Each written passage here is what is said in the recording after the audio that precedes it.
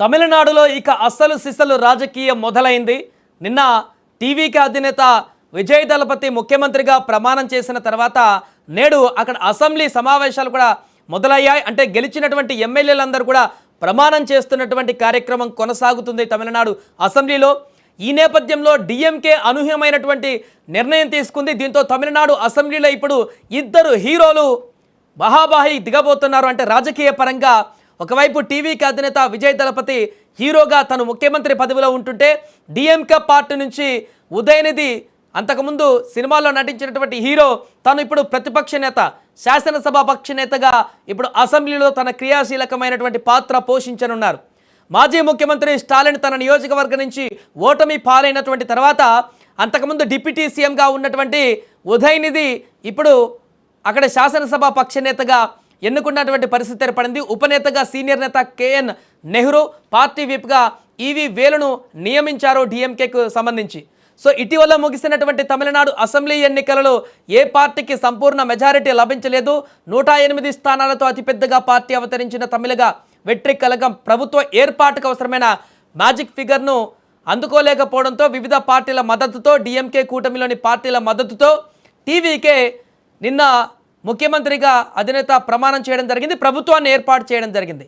దీంతో డిఎంకే నుంచి బయటకు వచ్చిన కాంగ్రెస్ టీవీకే మద్దతు ప్రకటించింది. ఆ తర్వాత సిపిఐ, సిపిఎం, విసికే, ఐయుఎంఎల్ పార్టీలు కూడా నటుడు విజయ్ నేతృత్వంలోని ప్రభుత్వానికి బయట నుంచి మద్దతు ఇస్తున్నట్లుగా తెలిపాయి. దీంతో 234 స్థానాల అసెంబ్లీలో విజయ్ సులభంగా మెజారిటీ సాధించి ఆదివారం చెన్నైలోని జవహర్లాల్ నెహ్రూ ఇండోర్ స్టేడియంలో ముఖ్యమంత్రిగా ప్రమాణ స్వీకారం చేశారు.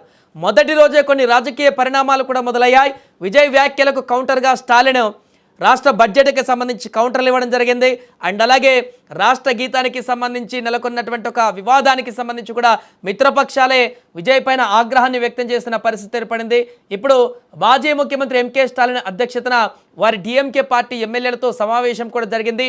కూటమిని వీడి కాంగ్రెస్ను విమర్శిస్తూ తీర్మానం చేయడంతో పాటు భవిష్యత్తులో అన్ని రాజకీయ నిర్ణయాలు తీసుకునే అధికారాన్ని ఇప్పుడు స్టాలిన్కి అప్పగిస్తూ మరో తీర్మానాన్ని కూడా ఆమోదించారు. అంటే అసెంబ్లీ కార్యకలాపాలకు సంబంధించినటువంటి వ్యవహారాలని కొడుకు ఉదయనిధి చూసుకుంటాడు. పార్టీ కార్యక్రమాలు, నిర్ణయాధికారం మొత్తం కూడా మాజీ ముఖ్యమంత్రి స్టాలిన్ తీసుకునేటువంటి అవకాశం ఉంది. సో అసెంబ్లీ సమావేశాలు ప్రారంభమవుతున్న నేపథ్యంలో ప్రతిపక్షంలో ఉన్న డిఎంకే తమ శాసనపక్ష కార్యవర్గాన్ని కూడా ప్రకటించింది. దీంతో తమిళనాడు అసెంబ్లీలో ఒకేసారి ప్రతిపక్షం, అధికార పక్షం, సభాపతి, ఉపసభాపతి ఇద్దరు కూడా ఇండస్ట్రీకి సంబంధించిన వారు, సినీ స్టార్స్, హీరోలే కావడం ఇప్పుడు అక్కడ రాజకీయ పరిణామాలన్నీ కూడా ఆసక్తికరంగా మారాయి. ఇప్పుడు రేపు అసెంబ్లీ చర్చల్లో భాగంగా ముఖ్యమంత్రి విజయ్ మాట్లాడేటువంటి మాటలు, అతను తీసుకునేటువంటి నిర్ణయాలు, శాసనసభ నేతగా, అదేవిధంగా నాయకుడిగా, అదేవిధంగా ఉపనేతగా ఉన్నటువంటి శాసనసభ పక్ష నేతగా ఉన్నటువంటి ఉదయనిధి ఇప్పుడు ముఖాముఖి తలపడేటువంటి అవకాశం ఉంది. ఏ ఒక్క పాలనా నిర్ణయమైనా కానీ ఇతరత్ర అంశాలన్నిటికి కానీ ఇప్పుడు ఫేస్ టు ఫేస్ వీరిద్దరే తలపడేటువంటి అవకాశం కనపడుతుంది. దీంతో ఈ రాజకీయం అనేది సరికొత్త విధంగా మారింది. తమిళనాడు రాజకీయం మొత్తంలో కూడా చాలా డిఫరెంట్గా మారిపోయినటువంటి పరిస్థితి. రాజకీయ పార్టీలకు సంబంధించినటువంటి కరడుగట్టినటువంటి రాజకీయ నేతలు కాకుండా కేవలం సినీ గ్లామర్స్ ఉన్నటువంటి నేతలే, హీరోలుగా ఉన్నటువంటి స్టార్సే, వెండి తెరపై వెలిగినటువంటి హీరోలు ఇప్పుడు తమిళనాడులో ప్రతిపక్ష నేతగా, అధికార పక్ష పార్టీ నేతగా ముఖ్యమంత్రి, అదేవిధంగా శాసనసభ పక్ష నేత వీరిద్దరే కీలకం కావడంతో ఇప్పుడు తమిళనాడు రాష్ట్ర రాజకీయాలంతా కూడా సినీమయం అయిపోయినట్టుగా మారుతుంది. ఇండస్ట్రీ నుంచి వచ్చినటువంటి ఇద్దరు కీలక నేతలు, ఒకరు ముఖ్యమంత్రిగా, ఇంకొకరు శాసనసభ పక్ష నేతగా ఉండడం అనేది అక్కడ రాజకీయాలు, సినీ ఇండస్ట్రీ రాజకీయాలను ఏ రకంగా డామినేట్ చేస్తుందనే దానికి నిదర్శనంగా మారింది. ఏదేమైనా ఒకవైపు ఉదయనిధి అభిమానులు, డిఎంకే అభిమానులు, మరొక వైపు విజయ్ అభిమానులు ఆసక్తిగా గమనిస్తున్నారు.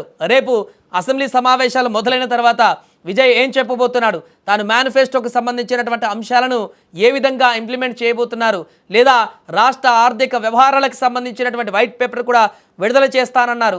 అలాంటి సందర్భంలో గత ప్రభుత్వానికి సంబంధించిన విమర్శలు విజయ్ చేస్తే దానికి కౌంటర్గా ఇప్పుడు శాసనసభ పక్ష నేతగా ఉన్నటువంటి ఉదయనిధి ఏ రకమైనటువంటి కౌంటర్ అటాక్ చేయబోతున్నారు.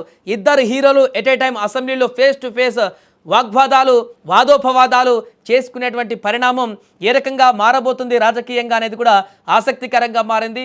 ఏదేమైనా తమిళనాడులో నెలకొన్నటువంటి రాజకీయ పరిస్థితులు అనేది కొన్ని దశాబ్ద కాలంగా వస్తున్నటువంటి సాంప్రదాయానికి భిన్నమైనటువంటి పరిస్థితులకు దారి తీసేలాగా కనిపిస్తుంది. చాలామంది రాజకీయ విశ్లేషకులు కూడా అదే చెప్పుకుంటున్నారు. పూర్తిగా ద్రవిడ పార్టీలను కాదని ఇప్పుడు టీవీకేని అధికారంలోకి తీసుకువచ్చిన తర్వాత అక్కడ ప్రజలలో కొంత మార్పు కనిపించబోతుందనేటువంటి విషయం కూడా మనకు తెలుస్తుంది. అదే రకంగా పాత తరం నేతలు కాకుండా ఇప్పుడు కొత్త తరం నేతలే ఇద్దరు కూడా అసెంబ్లీలో ఉన్నారు. ఒకరు శాసనసభ పక్ష నేతగా, ఒకరు ముఖ్యమంత్రిగా. ఇద్దరు కూడా ఇండస్ట్రీకి సంబంధించినటువంటి హీరోలు మాత్రమే, గతంలో హీరోలుగా ఉన్నటువంటి వారే. సో ఇండస్ట్రీకి సంబంధించిన వారే కావడంతో వీరిద్దరు కూడా యంగేజ్లో ఉన్నటువంటి వ్యక్తులే కాబట్టి వీరు ఏ రకంగా శాసనసభలో క్రియాశీలక పాత్ర పోషించబోతున్నారు, ఏ రకంగా తమిళనాడు రాష్ట్ర భవిష్యత్తుని ముందుకు తీసుకువెళ్ళబోతారు అనేటువంటిది అంశమైతే ఇప్పుడు చర్చనీయాంశంగా మారింది.